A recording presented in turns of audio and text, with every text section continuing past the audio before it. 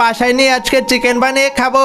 হাঁসের এই ডিমগুলোকেও নিয়ে যাই, এগুলোকেও সিদ্ধ করে খাওয়া যাবে। ও আজকে করে আগে মশলাপাতি গুলো কেটে নেই, এখন মশলাগুলো চিকেনের মধ্যে লাগিয়ে নেই। এইবার ডিমগুলোর সাথে সেই সালাদ গুলোকে সাজিয়ে রাখি। হাঁসের মাংসের চিকেনের পার্টি আছে, তুমি জলদি চলে আসো। বিড়ালের বাঘ দুজনে বিড়ালের বাসায় আসতে শুরু করে। সবাই তখন তারা খাওয়া দাওয়া শুরু করে।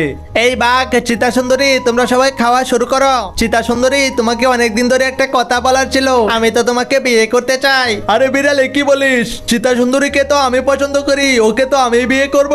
আরে ওই বিড়াল আর বাঘ, তোমরা কি শুরু করলে? আমি তো তোমাদের একজনকেও পছন্দ করি না, তোমাদের একজনকেও আমি বিয়ে করব না। আমি তো বনের রাজা সিংহকে পছন্দ করি, আর আমি তাকেই বিয়ে করব। আরে বিড়ালে কি হলো রে? তুই যে চিতা সুন্দরীকে দাওয়াত করে এনে খাওয়ালি, ও তো তোকে পছন্দই করে না। হ্যাঁ বাঘ মামা, তাই তো দেখলাম।